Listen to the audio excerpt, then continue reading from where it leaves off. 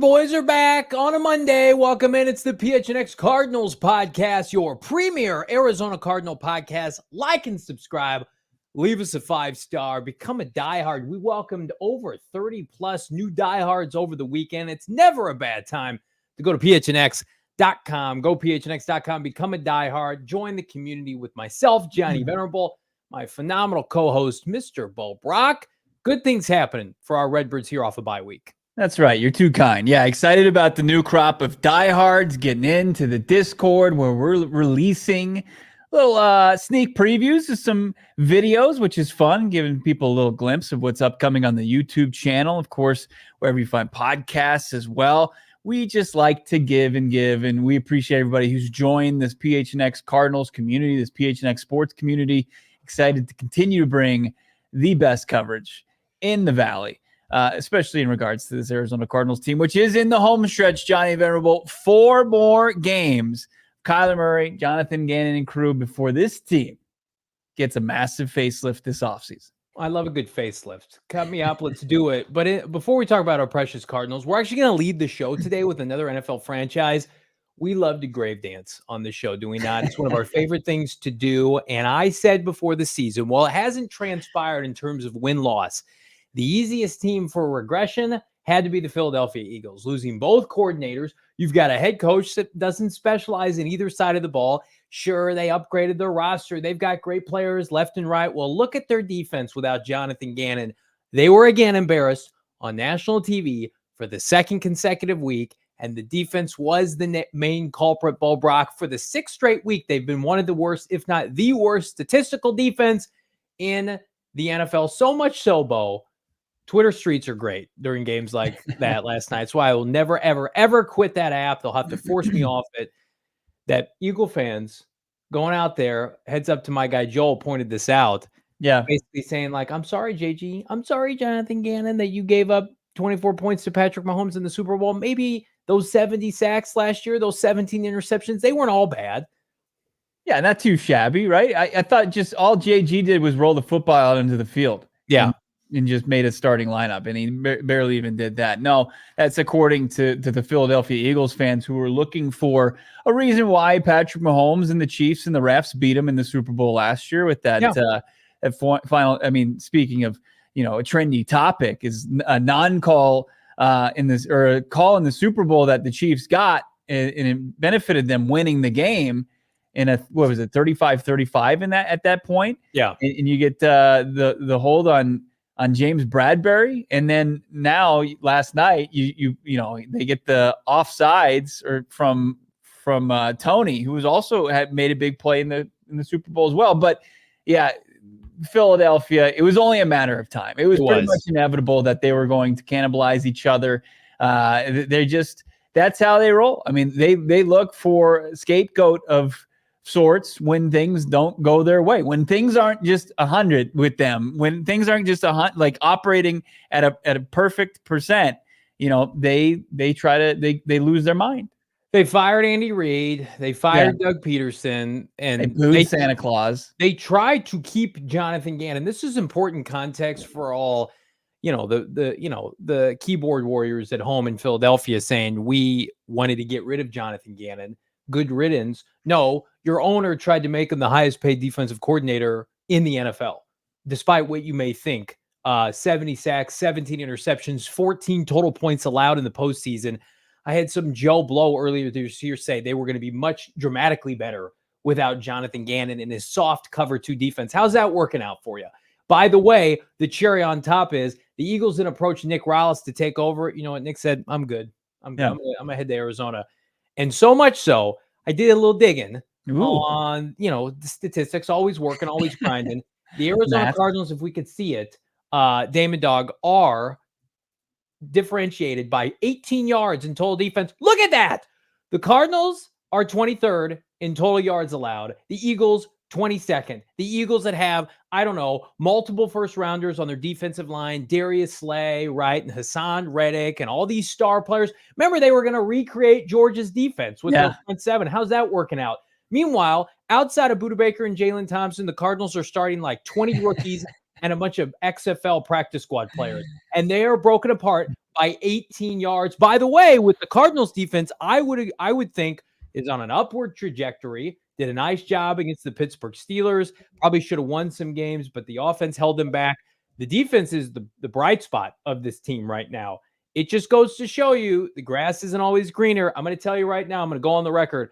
The Cardinals will have a better statistical defense across the board in 2024 than the Philadelphia Eagles. Cry, Eagles, cry. You love it, man. You just love to see it. And like I saw in a couple of your mentions, people saying, well, I mean, they're as far as personnel is concerned, they're way back. He's like, you got TJ Edwards. Oh no, TJ Edwards. Jalen Carter. You got gifted Jalen Carter at 10th overall in the draft. And then, you take the risk, you take the flyer into Kobe Dean. He was hurt going into the draft process. Yeah. Shocker at the NFL level. He's hurt. It's like hurt players stay hurt. And you've got all this invested as far as on the defensive side of the football, but the results are different. Yeah. What's the difference? Well, your defensive coordinator now is the head coach of the Arizona Cardinals. Your linebackers coach is the DC here. And you're lacking as far as the defensive calls. They're just not there, and I love to see it. I absolutely do. Philly tears, they fuel me right now. Let's get those tears going, Damon Dog. Let's see those tears firsthand from the Twitter streets last night. You absolutely love to see this. There's nothing like on Twitter during a nationally televised game. How about this? Oh, I miss Jonathan Gannon, Matt Modi, John and Saturday. Do I miss Gannon? I'm thinking about it. Oh no, Owls, Phil's Bird, Fly 76. I miss Jonathan Gannon. Call me D. Not going to lie, how much do we miss JG? I love it. You love to see that. Again, thanks to our guy Joel on Twitter for pointing that out. And somebody put those tears in my cup. I just want to drink up here. It was the most predictable thing of all time. Salty. Equally predictable. Idiot Eagle fans going outside of the organization today, demanding the firing of current defensive coordinator. Fire Sean. How do you Desai?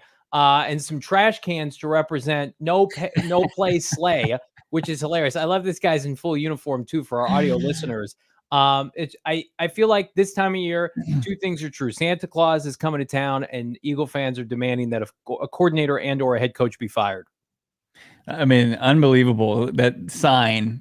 The guy probably has to wear a helmet 24/7. Let's see that one more time, David. This is like that movie with Mark Wahlberg with those people trying out for the team. What is that? Unbreakable or whatever that's called? Invincible. That guy's from Invincible, one of the slobs trying out, running the 40 time. That's what I'm here to inject that all day. Congratulations, Philadelphia. You played yourself. I think I did see Darius Slay did quote tweet at least just the cans, the trash cans with no play Slay and James Bradbury or whatever the tournament phrase was on his name, but just saying like I can't remember. You guys have no chill or something to that effect, but they're in a tough spot. They're in a tough spot, and you love to see it. You love to see it. When you the Eagles were just kind of nitpicking everything that came out of Jonathan Gannon's mouth this offseason, from the uniform reveal to where he was basically, and it was hyperbole just saying that, basically he was, when they were undefeated at the time, people nitpicking his defense, which, in calling for him to be fired. He was basically just saying he was taking harsh criticism at the time of success, and that's the market. And JG understands that more than anybody.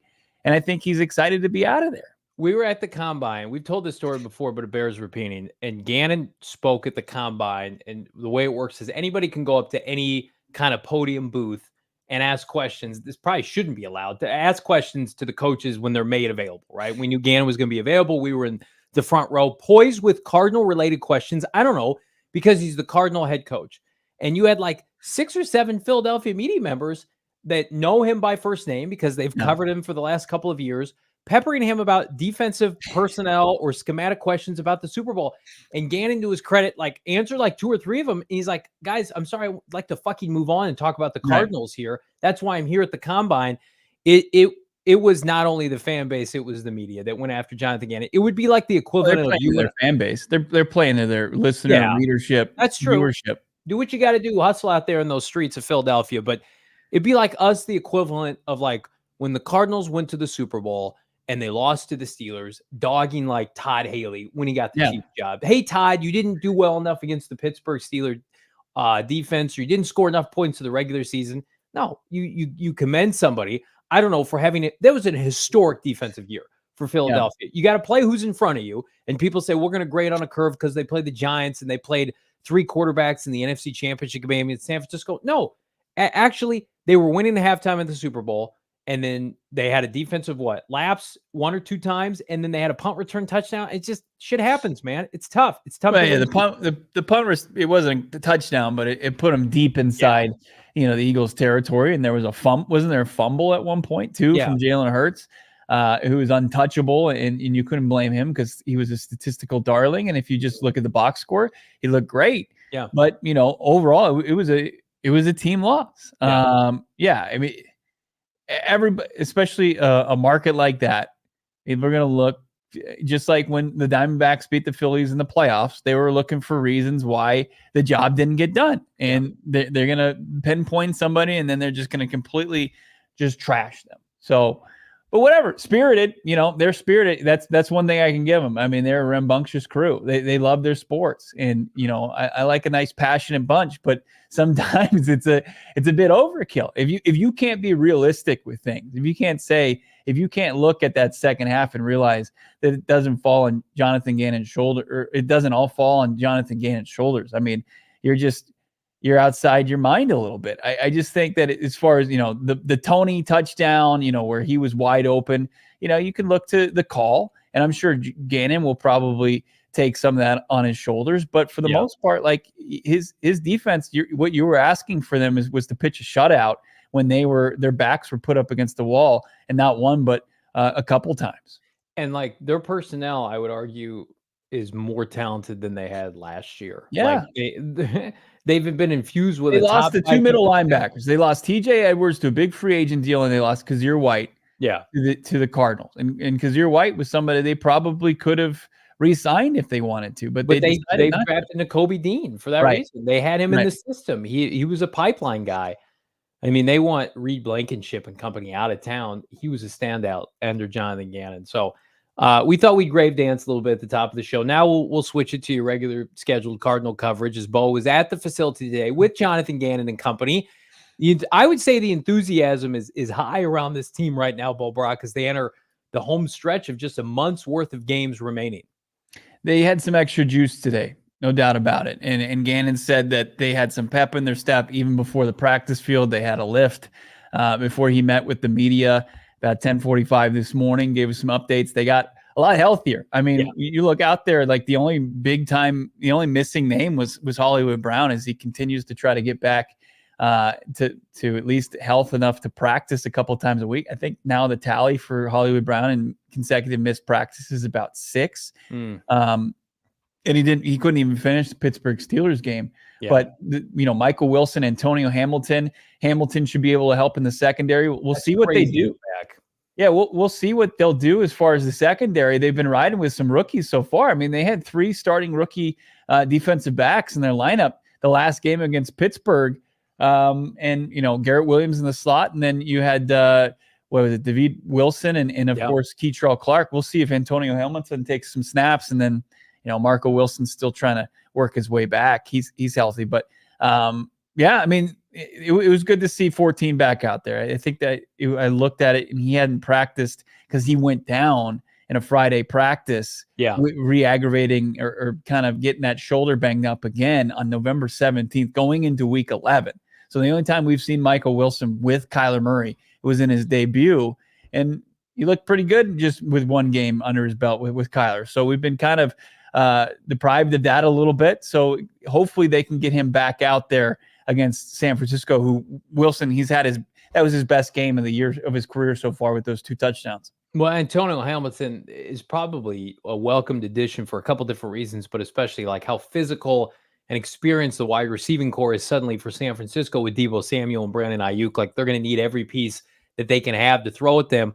We're going to have all week to preview this game. I would say like the fact that Seattle kept it close at half, 4-point game, like you should be encouraged. Kyler Murray now with about 8 to 9 weeks of practice time. And I think he's poised for a nice day. Like I know folks in the chat say maybe we'll win, DD. Like, listen, if this team can be as competitive as they've been for most of the year on Sunday, that's a win in and of itself. Just the Niners have the best roster in the NFL. Like I don't know if they're the best team at the end of the day. I have to see Brock Purdy play at a really high level in the postseason to believe that.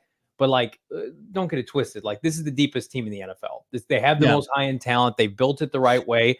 But the Cardinals have an X factor, I believe, at quarterback, and I think a really nice pair of safeties. They can keep this close. Illadre, $1.99. Let's not forget Jalen Hurts fumble for a TD. That's what it was in the Super Bowl. Absolutely. I also love this one in the chat from is it Sports Hero saying, heard they want to make Big Dom their new defensive coordinator. Big Dom, of course, banned from the sideline yesterday against Dallas. Great to see. I almost wish the Eagles game was this weekend because again, like all the noise around them, but we got to wait 2 more weeks. The Bears are mixed in. The Cardinals schedule. Let's go ahead and bring it up, Damon, if we could. Like really interesting down the stretch with as it relates to not only this weekend, of course, you've got San Francisco, but then you've got Chicago who's playing well, Philadelphia who's teetering right now and one of the worst defensive teams in the NFL, and then Seattle. Like, is Geno Smith going to play in that game? Are they going to have anything to play for? Cardinals are going to be a really interesting watch for a couple different reasons with the coming games ahead. Yeah, and we'll see what happens. Like if Philly gets knocked, if their position is kind of locked in by week 17 too, like it should be interesting to see what they have to play for. I know, with a week to go, with the finale the next week sometimes, but with the extra week and things kind of solidifying in the NFC playoff picture, we'll see what they're playing for. But I mean, the Cardinals lost a spirited 35-16 game to the San Francisco 49ers in Santa Clara. And outside of the punt that Nick Rawles's defensive unit forced to open up the second half. Yeah. I mean, they scored at will. They scored, 3 consecutive touchdowns to start the game. They ran out the clock before halftime, and then they scored 2 more touchdowns. Like they pulled their foot off the gas in the second half and then ran the clock out to end the game. So, I think, with what we saw against the Rams and what the Rams formula was to beat the Arizona Cardinals, and they just kind of imposed their will with their offensive line against the lack of talent on the defensive front for the Cardinals. I just think that's going to be so tough to overcome. The Arizona Cardinals, like they got to play for a moral victory come Sunday. I just don't think it's going to happen, them pulling out a dub against this Niners team. Alex in the chat, $9.99 super chat. Thank you so much. What would you call a successful outing against the Niners? Most would say have a better day than when Dobbs played. I think is asking a lot, but is this a different Niner team that's really hot right now? I think they're the most talented team again. I would say for me, a successful day, like the defense is what it is. And I think if the defense falls apart in the second half, like who's going to blame them for that? Can Kyler Murray have a big performance? I would say that's a successful day. Kyler Murray against this defense going out there having three touchdowns, maybe 300 total yards of offense. You got to feel pretty good about that. If Kyler Murray can instill fear with a limited roster to San Francisco, basically saying like, hey, motherfuckers, I'll see you next year with a better team, maybe with Marvin Harrison Jr., that would be a successful day for me, especially coming off the bye, that we would be able to say, yeah, the Niners, they swept the Cardinals this year. They're the number 1 seed in the NFC. But Kyler Murray has shown you that he can take it to him. He's shown that historically. The Cardinals have had a lot of success with K1 against San Francisco. For me, Bo, I would be pleasantly surprised if that were to happen. Yeah, I mean, they would have to really force a turnover, I think, from like a Brock Purdy. And yeah, the offense would have to repeat performance and then some, because we were encouraged by Dobbs in the offense's performance the last time they played this Niners defense, and this Niners defense got better. Like they're healthier. They added Chase Young, I mean, they've been a different defense since that acquisition. When you look at like the points that they've surrendered, it's like 3, 14, 13, 19, 16 this past weekend. They're just, teams aren't being able to score points against them. So it's going to take, obviously this offense. And I think, Trey McBride said something pretty interesting today. And I don't know, Damon, do we have Trey McBride clip about the offense and how it's kind of finding itself? It's the third clip we have. Oh, no, it's the what we do well. Build on that. This is what Trey McBride has taught, how he's kind of described the Cardinals offense lately. Yeah, I think that's kind of part of it. The last couple of weeks we've been kind of experimenting and kind of what we do well. And I think coaches are kind of figuring out, this is what we do well. This is going to be our base. We're going to, every game plan, this run's going to be in, this pass is going to be in. Figure out what we do well and then kind of build our offense off that. And that's kind of what we've done. Kyler's so dynamic. The guy does everything well. He can run the ball. He can throw the ball. He can do this. He can do that. Quarterback run, this, that. So you got to figure out what we do the best and build on that. And I think, Drew and, Coach Gannon, they've done a great job of figuring out what we do well and then building the offense around that. Obviously, scheme and all that stuff comes into it, but I think as a base thing, that's what these last couple of weeks are going to be, figuring out what we do well and building on that. So figuring out what they do well. And that's been that's what they've been doing since Kyler Murray got back. I mean, it wasn't just going to be, okay, we're going to run these sets, we're going to run these looks, we're going to run these plays because Kyler likes them and we think that it fits his skill set. It's been a learning process. I mean, for Drew Petzing to learn the skill set of his quarterback and tailor it to what's going to work for him and, of course, the personnel that he's surrounded by. What they do well is when they give Trey McBride the football, they do the offense well. So hopefully they're figuring that out. And Trey McBride can be a matchup problem. I don't care if it's San Francisco or otherwise. He can have a big day this weekend. I think he will. Corey, the $2 super chat. Love the grit we have. Also, a higher Texans pick. We're going to talk about that here in a second. Let's talk a little draft. But before we do, no better chance to make some money here before the holidays with a little BetMGM action. It's the $1,500 first bet offer. I don't know if you guys knew this or not. There's a doubleheader Monday Night Football tonight. Little Packers-Giants action. Love to see an upset there. How about Titans-Dolphins? Right now, if you're a new customer with our friends at BetMGM, using that bonus code PHNX, place an amount of up to $10, or at least $10, I should say. If it loses, you get matched your bonus bets up to $1,500 back. So place your first wager, receive up to $1,500 back in bonus bets if that bet loses. If it doesn't lose, you still get that monies. No worries. Get it now. Our friends at BetMGM. Check out the show notes for full details, and now listen to Shane Diefenbach talk about it in the disclaimer. Problem? Call 1-800-GAMBLER. Colorado, D.C., Illinois, Indiana, Kansas, Louisiana, Maryland, Mississippi, New Jersey, Nevada, Ohio, Pennsylvania, Tennessee, Virginia, West Virginia, Wyoming. Call 877-8-HOPE-NY or text HOPE-NY 467-369 New York. Call 1-800-327-5050 Massachusetts. 21 plus to wager. Please gamble responsibly. Call 1-800-NEXT-STEP Arizona. 1-800-BETS-OFF Iowa. 1-800-270-7117 for confidential help Michigan. 1-800-981-0023 Puerto Rico in partnership with Kansas Crossing Casino and Hotel. Visit BetMGM.com for terms and conditions. U.S. promotional offers not available in D.C., New York, or Ontario. Shane Diefenbach is a good man. Beat him in fantasy football this week. Doesn't change anything as far as his character. He fought, he clawed, just couldn't get it done. I probably, you know what I'm going to do? I'm going to get him a Christmas gift. I'm going straight to the nearest Circle K. I'm going to buy myself and him and my friends and family all holiday scratchers from Arizona Lottery. You need to get in there if you're having trouble, checking off boxes as far as your family and friend gift list.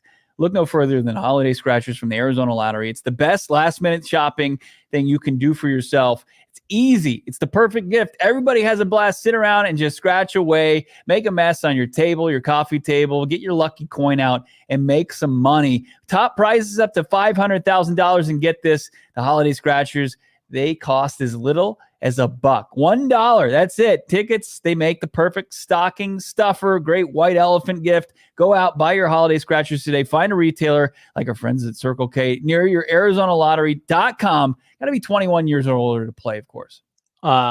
Just quick note to everybody, myself, Damon Dog, avoided Waffle House, the 24-hour dreaded Waffle House punishment for finishing last in our fantasy football league. We are assuming it's going to be our general manager, Saul Bookman, who takes that baton as a last place finisher, although it's not official yet. So, yeah, a lot to be determined in the doubleheader Monday Night Football, but looks like your boy is going to finish first in record and first in points. Oh, God. Is top score good? Anybody know? Can somebody answer that for me? Both teams really good. Somehow he got all the good players this year by sheer luck, and it was not by study or research. It was by luck. But yeah, congratulations, Bo. Good luck in the playoffs. Damon and I will be watching from the outside looking in, but we're real winners, aren't we, Damon Dog? No one wanted to play us in the playoffs. That's they didn't. With how hot our teams were at the end of the season, that's a fact.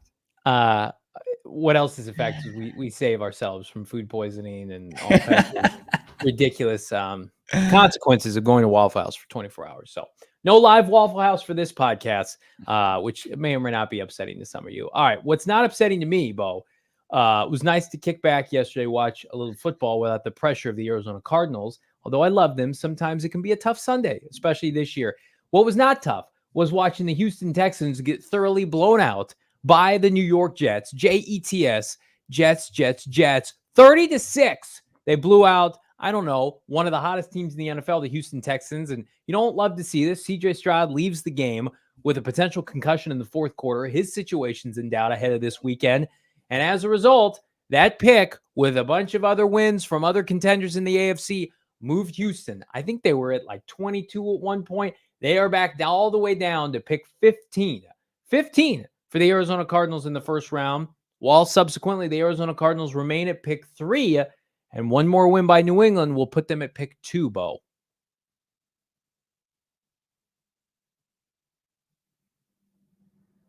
Uh-oh, did I lose you guys? Are we good? Do you have a strong connection here? I've got a strong connection. Your Wi-Fi is a little dicey. Okay. Yeah. You got that strong East Valley Wi-Fi going on. We're slumming it down in town. I think somebody's messing with the fiber. Maybe it's I don't know, Nick Caserio and the Houston Texans front office. Let's see the draft order. Okay. Let's take a look at it. Do we have the Texans tracker? Let's take a look at that sweet Texans tracker. Oh, looks a little bit better. There's old smiling Monty Austinfort right over the Jets logo. It was a redemption day for Zach Wilson and crew. It was a perfect first half, by the way. Did you see that? They were just trading punts, and then they were able to put up some points in the second half. But we'll see what if it can Davis Mills get that dub against the Titans this afternoon? No, they're gonna lose out. If he's out, they're done. They are Joe not Flacco is going to dice up Will Anderson in that Texans defense in the following week. Tennessee's winning one of those games. Our guy, Ray, he's not going out like this. He's not losing to them. Their team sucks now. They have Think about this. I mean, look at this. I mean, the Texans, if they lose out and they lose to the likes of Wilson, Levis, Flacco, Levis again, and a Gardner Minshew to miss out on the playoffs, what a collapse. And I'm here for it. I'm here with a big old I mean, popcorn. I'm loving it. I'm loving it. Here's this is from CJ Stroud. Basically, they don't know what's going to happen with him. He's in concussion protocol, but he got shit whipped, man. It was not pretty. When you hit your head that hard, it's not great. If you're the Texans, I know that you have a lot to play for, and I'm sure CJ Stroud's as competitive as they get. But man, do they have to proceed with caution as far as in the long term and that's what they said. That's what D'Amico Ryan said. Just shut him down. Put him on that quickie IR. We'll see you, CJ. You locked up offensive rookie of the year. I don't think they're going to make the playoffs now. The Browns are making the playoffs. They're not winning their division. There are some teams like the Buffalo Bills who are hot. The Dolphins are going to win that division. Like, I think this pick is going to be where we thought it was going to be after their hot start. I think it's going to be probably in the mid-teens. Don't you? I feel like 14 to like 17. And what really helps the Arizona Cardinals, the strength of schedule for Houston is terrible. Whereas like the Cardinals, it hurts them, right? Whereas if they end up winning a game or two more, they're going to fall probably toward the bottom half of the top 10. Whereas Houston is going to win any tiebreaker scenario because their schedule is so terrible. Mm-hmm. And that helps the Arizona Cardinals. So I'll go on the record right now, like 15 feels about right. It feels to me where this pick is going to end up. I think they've got 2 more losses left. I think they're definitely losing to Cleveland, and I think they're splitting with Tennessee. And who knows, that Indianapolis game, there could be a lot to play for. I know they laid an egg yesterday, Gardner Minshew and company. Shane Steichens had that team ready to go. Suddenly, we looked at the schedule like a month ago, and they were like, are they going to lose any games? They feel like they could win out. Tank Dell's absence, I know he was a rookie, is so significant for that team. Nico Collins left the game for a little bit yesterday. Like suddenly when they can't be explosive, they're done. They can't. They're relying on like Bobby Trees, Robert Woods, who is, he's washed at this point in his career. But if you look at it, the last couple of years, like 2022 draft, you got Kyle Hamilton at 14, safety. Before that, Jordan Davis, big, beefy, defensive tackle out of Georgia. Jahan Dotson, the wide receiver, Zion Johnson. Like there is an extreme amount of talent in that part of the first round. I mean, it is still fruitful as far as, you got a David Collins at 16 in 2021, Alex Leatherwood, who's out of the league, but Jalen Phillips was after those guys, pass rusher from Miami. You got some pretty talented players that the Arizona Cardinals, and especially with Monty Ossenfort's just affinity for scouting players and putting in the work on the film, I think the Cardinals are going to be sitting pretty and being able to find a starter day one. Man, super generous super chat from Trenton Smith, 1999. Thank you so much. With all of our draft picks and money in free agency, I think we have to be competing head-to-head with the Niners and their roster for the NFC West next year. We have a ton of no names on our defense, and they're still competing. I mean, Trenton, that's the best case scenario. I think right now they would tell you publicly and behind closed doors the expectation is to make the playoffs next year. Now, who knows? San Francisco could get hit hard. They may have to trade Brandon Ayuk. They've got to make some decisions, like how quickly does Brock Purdy maybe get an extension? Like they've got some holes to clear up. They're playing with house money right now. They've earned it. The Cardinals are going to be in a position, even with Kyler Murray's cap hit, which is getting lesser by the day compared to some of these other quarterback contracts. They're going to add premium talent. Now, I think a big part of that is going to be the NFL draft. Let's take a look at the top 10 draft standings if we could. Damon Dog, not a lot of change with the top three. Now, New England won, which means that Cardinals lose out. The Patriots win one more game. They jump the New England Patriots. The Bears continue to win, Bo. They've won, 2 or 3 straight or 3 of 4.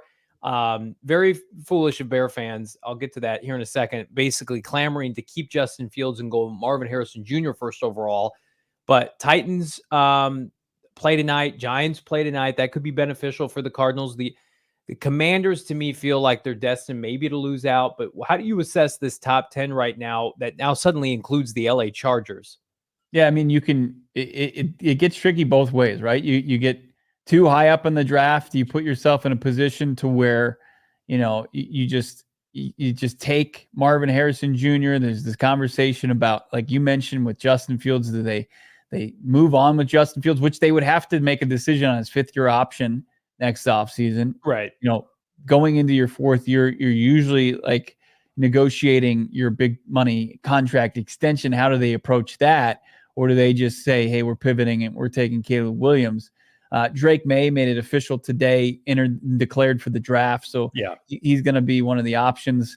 And it just feels like he's a Patriot, right? He's going to be the next quarterback that they ruin. And then the Commanders, I mean, once you get kind of start to slip down the board past the Commanders and in this group of 4-win teams, that's where, your pick can change significantly. You go from a generational type wide receiver to probably eating your vegetables, which is going to be a rock solid pick for Monty Ossenfort and crew, but it's just a little less sexy, right? I mean, you're getting the most, like, the reliable car that's going to get you to and from work that you're not going to have to think twice about instead of a nice souped up sports car. Cardinals are in an advantageous position, even if the Bears do something foolish like taking Marvin first overall and rolling with Justin Fields, because they're going to be in a position to trade back with one of these teams. Look at all the teams that need a quarterback. They beat Joshua Dobbs and the Vikings, and then they beat the Lions handily yesterday. They did, and a credit to them. And they've been in 2 games against the Lions. But I don't know. I think that the Bears are putting the position that they're in. I don't envy it at all. I mean, it is really tricky. I mean, as far as what they did this offseason is as far as trying to invest in Josh Fields, and then at the same time, Justin Fields, and then, how he started this season. And then I see like the cherry picked statistics for Justin Fields over his last 17 starts, which, are in between 2 seasons, and how you can dress him up to look solid, but watch the games. I mean, the games that, are in there or against, the Denver Broncos, where they were able to kind of put up points, and they were able to put up points against a bad Vegas Raiders team. I don't know. I would be very cautious if I was the Bears moving forward, especially to your point, they move forward with Justin Fields like you were hitching your wagon to him. And if you don't pivot to Caleb Williams and he becomes, a star that people believe he's going to be, that's going to cost jobs. You're in such a great place if you're Monty Ossenford. Yeah, you win one more game, you're still in the top 5 mix. There was a percentage today on the Twitter streets basically saying, the Cardinals still have a really good chance at a top 3 to 5 pick, regardless of how these games play out. The Bears, to me, it would be the classic Bear move to think we're a receiver away. And I like Marvin Harrison Jr., his historic prospect. They have DJ Moore. They have Cole Kmet. Like Justin Fields has his win percentage is like 250 in the NFL. It's terrible. Yeah. And like a little hot streak against some middling teams. Like they play the Cardinals, they play the Falcons, they play the Browns, they play the Packers, right? I think the only way he comes back is if they somehow win out and they make the playoffs and they're like, okay, let's just load up. But you cannot force, if you're Chicago, a third head coach to take him, Justin Fields. They would go from did Nagy draft him? They were with Nagy and then Eberflus, and then you'd have somebody else.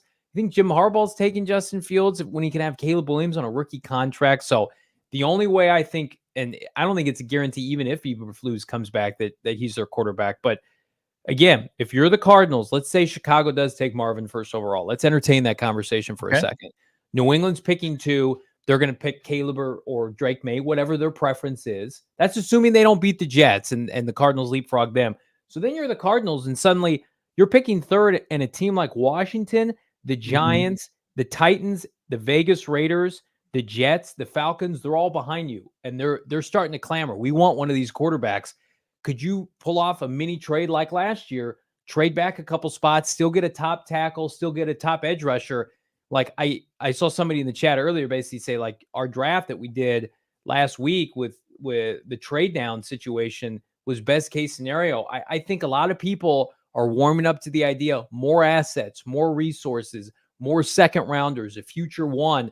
Marvin's great, and he's my top choice. He's my top player in this draft, but to think that the Cardinals are going to be shit out of luck if they don't get him. No, you're going to have teams that want one of these quarterbacks. And the way with Kyler Murray playing, unlike Justin Fields, you have a franchise quarterback who's under contract. Yeah. And look, we've seen what these deals look like. I mean, firsthand. I mean, what Monty Ossenfort was able to pull off, and it wasn't for a quarterback.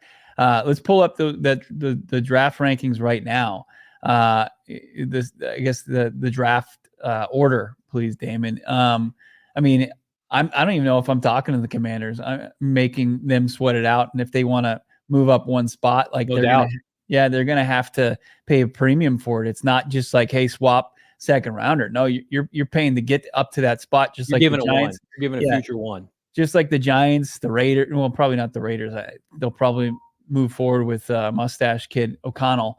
But there are teams that are so quarterback hungry that you could really kind of get the same or better haul than you did for the Texans to move up to get Will Anderson and then also stay within striking distance to get a really, really impressive prospect. So like if the Bears take Marvin and then the Patriots take May and the Cardinals are sitting there and you got the Commanders or Giants wanting to move up, I mean, you can move down a couple spots and still get an alt, still get a Fashanu, get, whoever you prefer at that spot, get, probably the best defender on the board, whatever you want to do. And as you said, it's a very advantageous position for Monty Ossenfort to really restock and infuse this roster with talent.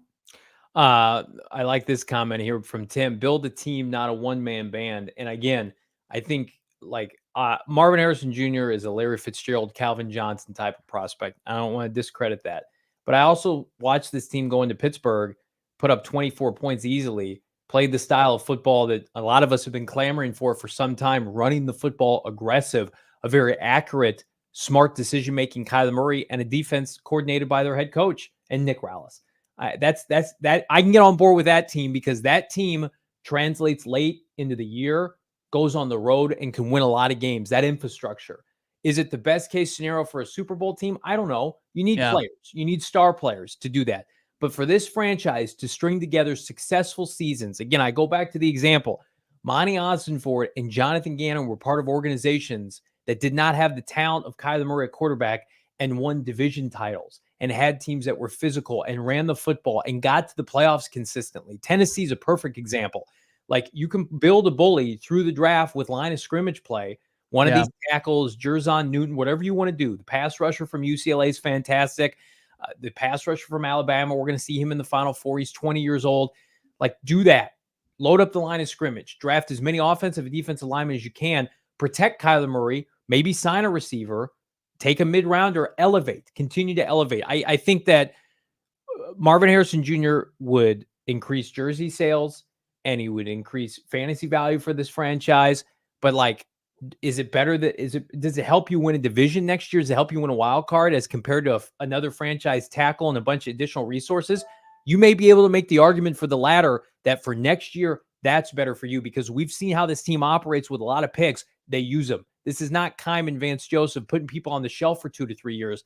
This is a franchise that embraces young players. I'd want to welcome as many as I could, top 50, top 100 prospects for 2024.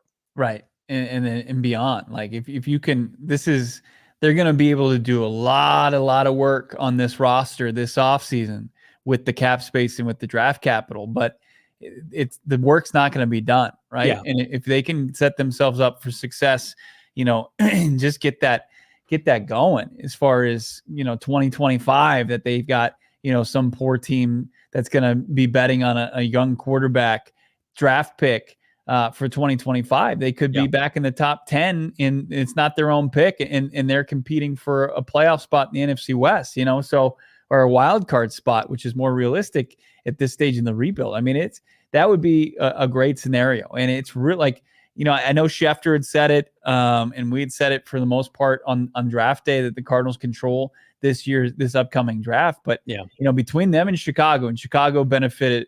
I think nobody saw, they thought Carolina had enough talent on its roster to at least be competitive and not be as bad as they are week in and week out.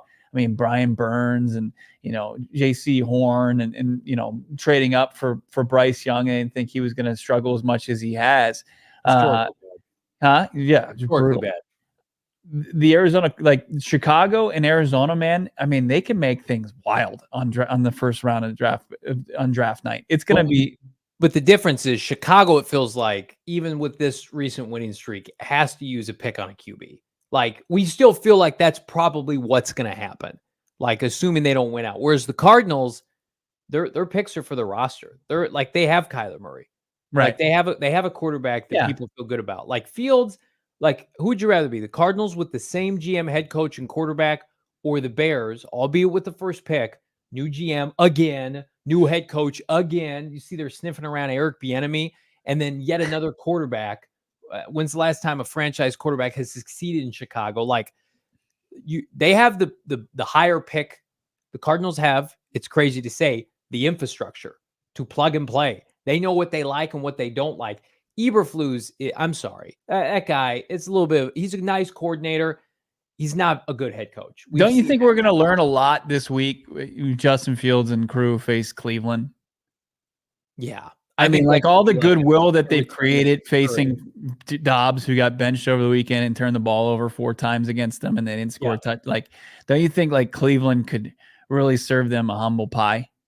Yeah, I could see Justin Fields having a come back down to earth game. And and Brian in the chat points out something interesting. Like, the Bears could always trade that pick again to somebody, and what would that leave? That would leave Marvin Harrison Jr. likely for the Cardinals. I mean, the team that's going to move up is going to get a quarterback. Right, for sure. To me, it's, again, I think the Cardinals are going to win one more game, and I still think they're going to have a top 5 pick. Yeah. With how everything else is falling into place. And Chicago has Cleveland on the road, which is going to be a brutal game. I think they lose that game. And then they've got the Cardinals at home Christmas Eve, and then they've got Falcons, and then at Lambeau against the Packers team. They're not beating the Packers in week 18. We'll see what the Packers, if they can continue to string together, stack good games like they've recently been doing. But yeah, I mean, in that Packers game at Lambeau, if Justin Fields doesn't perform and he leaves a bad taste in this organization's mouth, I mean, that could be the final final. You've burned 3 Shape. years of his rookie deal. I know. 3 years, and you He has haven't won 8 anything. wins. You mentioned that he's like 8-26.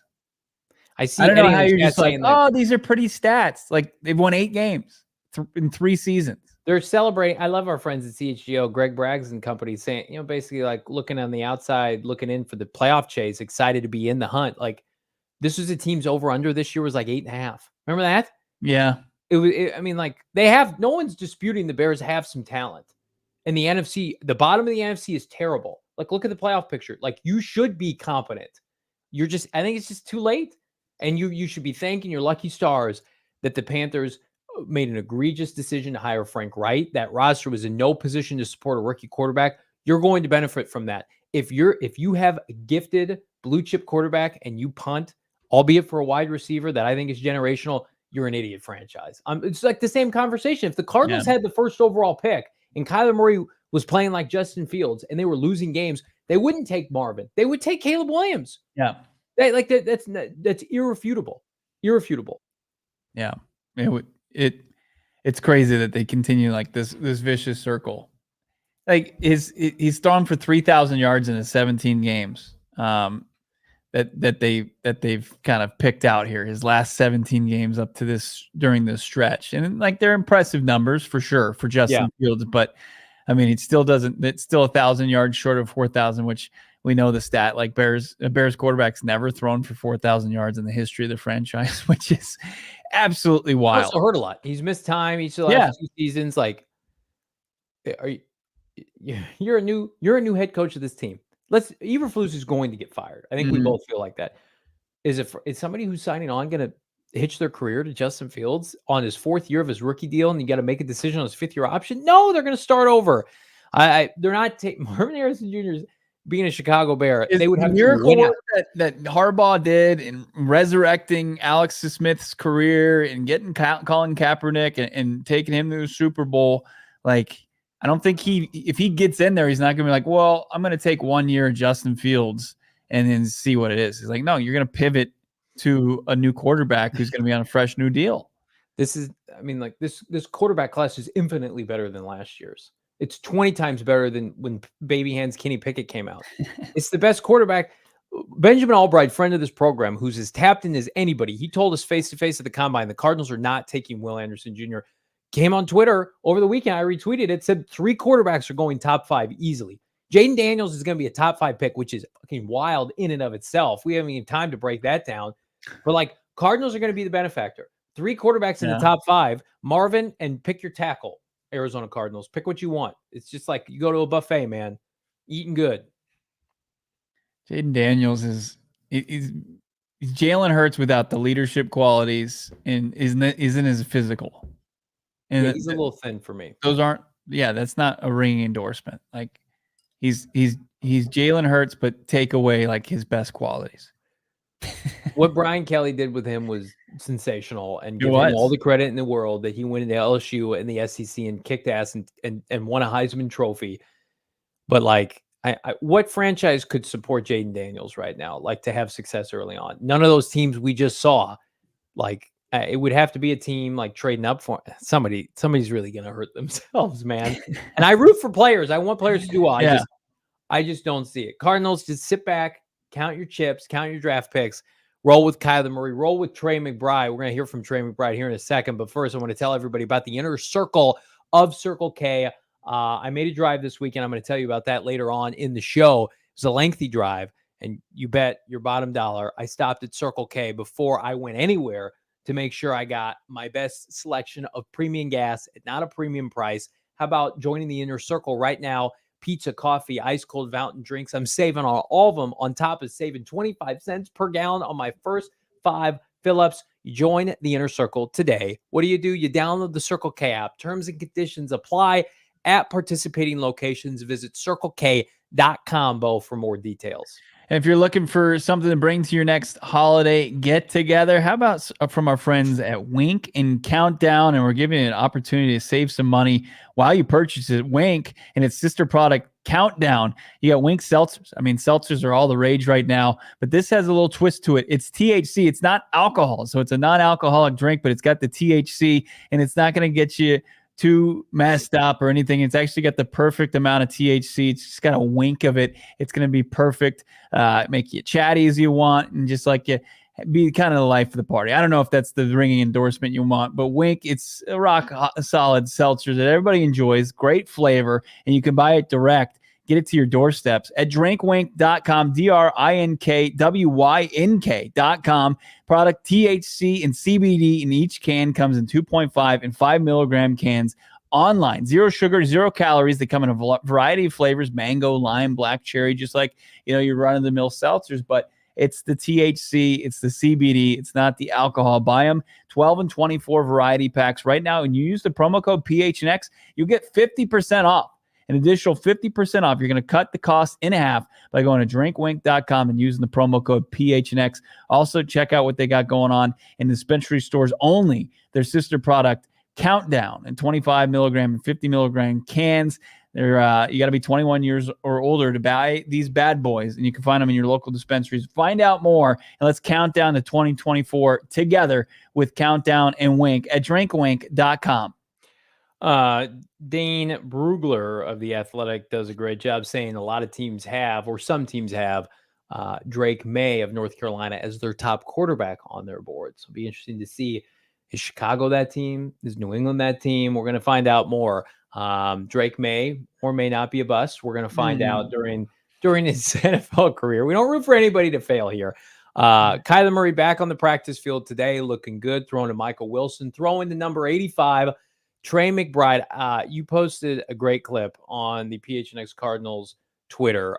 Basically, this guy's addicted to football. He loves football. The enthusiasm's contagious. I put it out there, like, the Cardinals for too long have had some players, not everybody certainly, but too long have had guys that liked football just fine, or maybe liked what football provided to them. But did they love football? And somebody came at me and was like, what does that even mean? Like, Trey loves football more than them? Yeah, motherfucker. That's what it means. He loves football. You can tell when a guy doesn't love football. Buda Baker loves and is addicted to football. Larry Fitzgerald loved football. And you watch Trey McBride speak about it. It's just like, that's what we're missing from 53 guys on this roster. You want 53 Trey McBrides that want to compete because they love the game of football, not what it just provides to them. They're obviously gifted as they come, right? But then they are able to kind of take it to the next level because they live this. They live for this.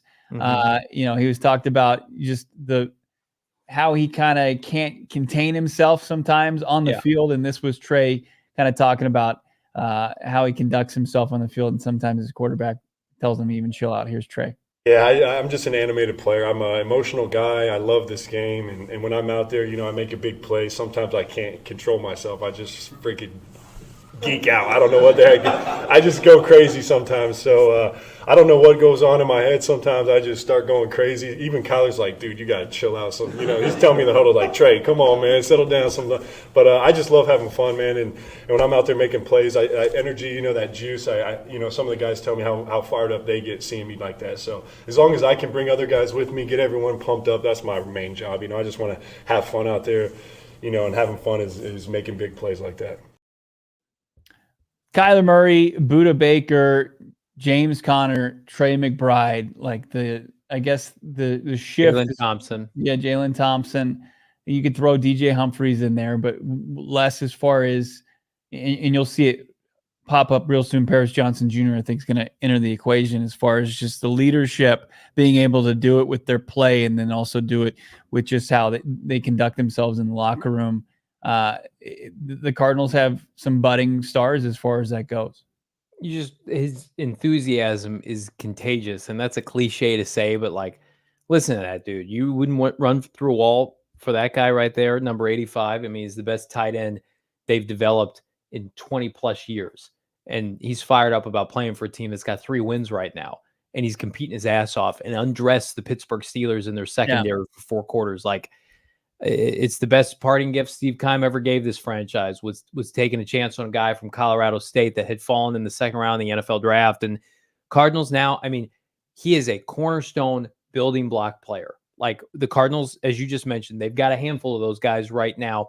He is trending up. He is somebody asked me recently, is he going to make the Pro Bowl? And a lot of that is just cosmetic and maybe isn't indication of who's really succeeding at the position, playing at the highest level. But like, I watched Ferguson for Dallas last night. He looks pretty solid. He's not Trey McBride. There are only a couple guys I think that are on the same level, like a Kittle, Hawkinson, Travis Kelce, and then it's Trey McBride.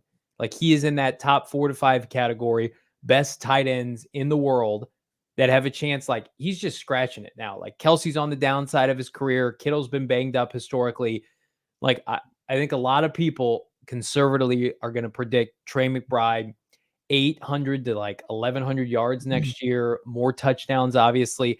I mean, he's got an outside chance about 900 yards this year with Joshua Dobbs as his quarterback, Clayton Tune, Kyler Murray coming off an ACL. I mean, I know it's a byproduct, Bo, of like the haves and the have-nots at receiver with this team, but man, he jumps off the screen with his athleticism and now his enthusiasm. Yeah, and the diverse way that he's able to kind of make plays for this offense, right? Yeah. The tight end screens, going down the sidelines, catching balls over the middle, high pointing balls. Just look at the touchdown that he talked about that was waved off. The call was overturned. He couldn't believe it. He said he hit the ground and all it was wet and ball squirted out at the last second. I mean, but it felt like a catch the entire time and completed the process. So he was a little bit confused by that. And then he went and did it again, right? And he did it in a different way. He did it at the front of the end zone instead of the back of the end zone.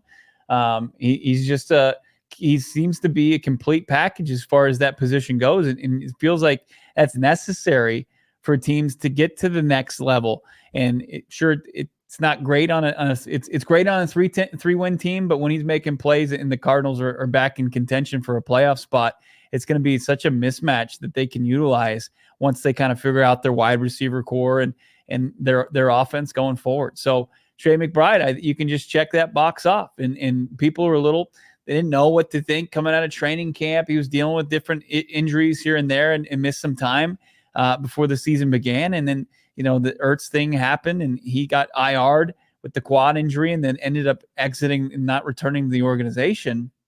And Trey McBride took advantage of every single opportunity he got. And that's all you can ask for. We were at training camp this summer and he got banged up a little bit, missed some time in practice. And then we had kind of heard through Gannon and some other people that like he needed to work on his blocking, and he's done that. He has been the best pass catcher on the team this year, regardless of position. Like it's not a high bar to clear given some of the limitations at wide receiver with this team, guys like Hollywood Brown, Michael Wilson being banged up, but he's a gamer and he's exactly what you want. Now he did say something that had me a little bit torn and dejected today. Let me say something real quick. Like, okay. I just think, as far as what he's able to do, the way he was kind of able to kind of take hold of that opportunity. When you look at what Budda Baker was able to do, like Budda Baker he played teams and he primarily started on teams early on in his career. And then he was able to kind of take advantage of players that were starting in front of him spot. Like there was safeties that was in his way. Like a Tyvon Branch was starting over Budda Baker his first year. And then Tyvon Branch went out and Budda Baker came in and lit the world on fire and never really kind of relinquished the position. And it's just like the same thing happened to Trey. You had this placeholder in front of him and Zach Ertz. And it's like, okay, well, we're going to go with the proven commodity until, something happens. And then as soon as he went and Trey McBride, like the opportunity was there and the lights came on, he made himself undeniable. And those are the type of players that you move forward with. Budda Baker and Trey McBride, both second-round picks. It just shows you the importance of day 2 of the NFL draft and why, Houston's pick isn't as high as everybody hopes, but prime position to take a good player, trade down, get more picks on day 2. And, I see people saying, I still can't believe that was the Steve Keim pick and a blind squirrel finds a nut every once in a while. It really does feel like that. Like every 5 years between 2017 when Keim took Budda Baker and then 2022 when he subsequently took Trey McBride, it's like every 5 years he would make a good pick in the second round. What was it, like 14? He took Marcus Golden, and then probably the next one was Budda. He traded up for him, and then Trey McBride, and in between, it's just like failed wide receivers.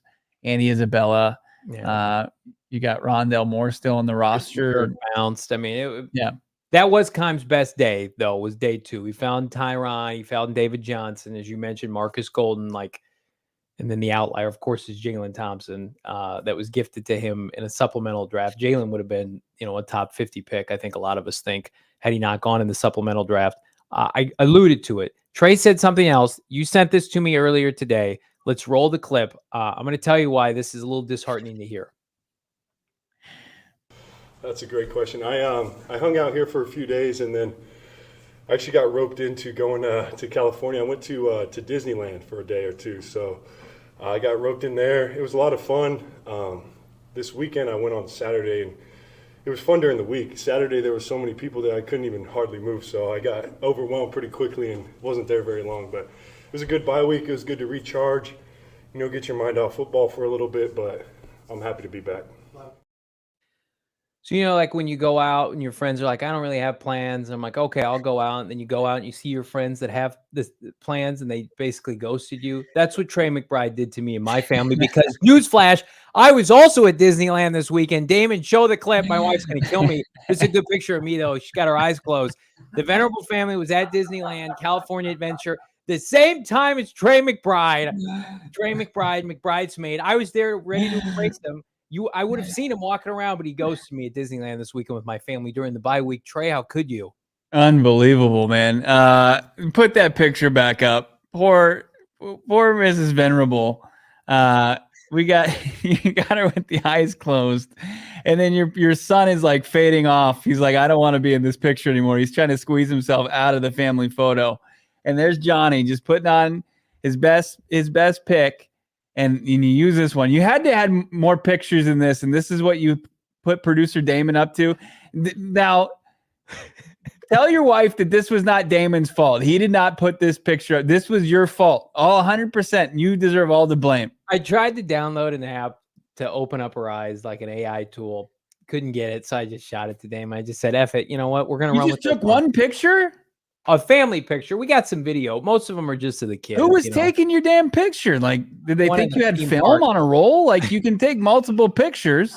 She blinked in all of them. There was a couple of them. She blinked in all of them. No way. I swear. Ask her. When you see her, ask her. She feels terrible. I'm going to take care of it if we get it developed. But for the sake of this show, she will have her eyes closed while I am standing tall next to my family and Minnie Mouse with no Trey McBride. Could you imagine if you had seen a video on my Twitter and it's me and Trey McBride at Disneyland? I just can't think of a better time, frankly. That sounds legitimately like the best time of my life.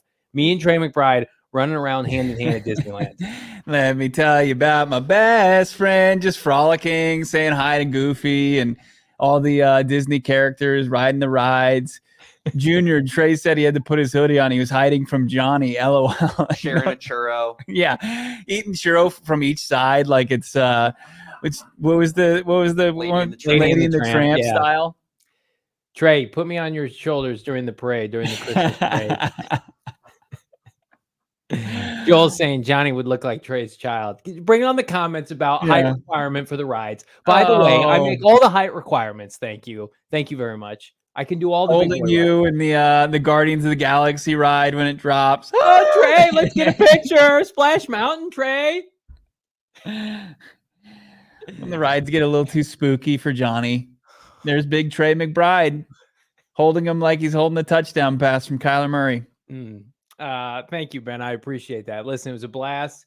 We grinded all season to get to this bye week. He said he put 30,000 steps on each day. Oh, each day? Yeah. We did 54,000 over 2 days. So I didn't have Trey. And Trey, his strides are a little bit bigger than your boy, but good for him, man. We get after it. Trey and I are very like-minded. We get after Disneyland. We're not there to just frou-frou around. Like, we're going ride to ride. We're using the fast pass. We're getting stuff done. It's like this show. We're not here to screw around. This is serious stuff. We don't F around. No. I'm bummed you missed him, man. You sent me that today. I literally broke down. I said that prepare to be devastated. And I'm like, I cannot believe Trey and I were there at the same time. Now, granted, there were 50,000 other people there, but you would think if Trey McBride really, if you saw him at Disneyland, would you bother him? Oh, 100%. Oh, you're the worst kind of person. Hey, Trey, I host a podcast. I'm actually in the market. Do you think you and I could just step aside and do some content real fast? I think he'd love that. He'd probably you would hit him up for content? Oh, no doubt. I would say, hey, Trey, I put the podcast and the people first. I think people would be disappointed if I ran into Trey and didn't engage him. We need to replace your poor wife with her eyes closed in that photo and just put the grind, because you're married to the grind. If that's what you're going to do, you're going to bother poor Trey McBride and his hoodie over his head, trying to avoid people. And you're like, hey, Trey, I've got a podcast about the Cardinals. Would you like to? Hey, it's interesting that you're here. I actually have my cell phone. We can get on Instagram Live real fast. Let's get your ideas for my 3-round PFF mock. What do you think, Trey? Good stuff. I wouldn't be able to face him in the locker room if you pulled that. Hey, tell that freak to leave me alone, would you? Hey, Bo. Tell your little buddy, leave me alone. All right. Who you should not leave alone, engage with, is definitely our friends at Desert Financial Credit Union, the official credit union, the Venerable household, yes, but also the Arizona Cardinals for more than 84 years. Desert Financial has been Arizona's largest, most trusted local credit union, dedicating to creating exceptional experiences by giving back to the community and providing financial solutions that make lives better. Look for Desert Financial for checking, savings accounts, mortgages, loans, credit cards, investment options, and more. If you're a sports fan in Arizona, no better place to do your banking than Desert Financial Credit Union. It's the only place you can show your team spirit every time you make a purchase with exclusive debit cards that include the Red Sea Arizona Cardinal Visa debit. Your boys got it. You should get it. Show your team spirit. Open a free checking account online. Get an Arizona Cardinal Visa debit card. Go to desertfinancial.com/Cardinals to get started. Well, Johnny's taking out a personal loan to just afford Disneyland at our friends over at Desert Financial. Your boy was a little bit smarter, a little bit more frugal, and decided to have a staycation. Stayed in the Valley, checked out what my friends over at Gila River Resorts and Casinos it's all about. Because I'm not as fortunate as Johnny and Damon Dog and Britton Golden and all of you that get to join them each and every home Sunday. I'm at the stadium grinding, watching the Arizona Cardinals. And you guys get to hang out over at Gila River Resorts and Casinos. Yeah. It is unbelievable what's going on over there. Of course, achieve that legendary status at Gila River. It's unprecedented level of entertainment and excitement that you won't find anywhere else in the Valley. Anywhere any close. It's an authentic and immersive experience. They've got, of course, 15 blackjack tables. How about 800 slot machines? Turn around, there's a slot machine. And not to mention Arizona's largest casino sports book. You think that there's a sports book in town that you like? It doesn't even come close to what they're doing over at Gila River. And the dining ranges, you got, upscale, and then you've just got approachable. You can go get, I'm sure, a nice quick snack from anything, prime shoeless steakhouse, grab a cocktail and hang out by the pool. They got something for everyone. Head over to Gila River Resorts and Casinos and let them show you what the next level is all about. You do you at Gila River Resorts and Casino. Visit playgila.com for more details. That's play@GILA.com for more details. There's so much good content at gophnx.com right now. And I don't say that tongue in cheek as I'm looking up the content right now on the Twitter streets. Tommy DeVito's agent was just unveiled on Twitter, and he looks like legitimately an agent that was from, what's that movie with the guy in the big yellow trench coat? You remember that from the early 90s? Dick Tracy? Yeah, he looks like somebody from Dick Tracy. He's got a fedora on. It's great content. Speaking of great content, check out our guy, PHNX Cardinals beat reporter Howard Balzer, who's got some banger content, 100% free right now. But you want that sweet 10% of the content that's not free. If you want a free hat and or shirt from the merchandise locker, big thanks to everybody who became a diehard over this weekend. Now is the best time. Become a diehard as we enter the off season of hoopla. We've got a ton of good stuff going on in the exclusive member Discord right now. Exclusive clips dropping early. You've heard an early drop, 24 hours. You're going to get it at the Discord for this podcast. Plus, again, 20% off the merchandise locker, free shipping, all the goodies that you want. Become a diehard right now. I promise it's worth your money. It's worth your time. Come be a part of our community in the diehard Discord. It's a great time. And yeah, I can't recommend it enough, Bo. Yeah, as I said, we're dropping a little early content there. Just put up the James Conner video. It's live for everybody. But if you want early access, just become a member, a diehard, and you'll get in the Discord, and we're dropping links there all the time. Talking Cards football, just like we do on a daily basis during the live show, but it never stops over at the member Discord. Only way to access that, though, is becoming a diehard. Join the many people that decided to save some scratch while doing it this weekend and becoming a PHNX diehard. join them today. It's well worth it still at the full price, but it was a great deal over the weekend. So big watch party this weekend. You guys ready? Wild Horse Pass, Gila River. It's going to be lit. It's going to be off the chain, Bo Brock. I wish you could join us, my friend. Yeah, it's going to be great. Hopefully a good game on tap. As I said, Cards at practice today had a bunch of juice. They did. They had a little extra pep to their step and looked like they were excited to get another opportunity. 4 more games. They know they're in the stretch run, and we'll see what that they can learn about themselves in the home stretch about Kyler Murray and crew. Do us a favor. We know this is the best community of Cardinal fans. Wherever you are, leave a like on this video. Let's get this to 250 likes to represent the home stretch for the Arizona Cardinals. As I sent Bo the picture of Tommy DeVito's agent.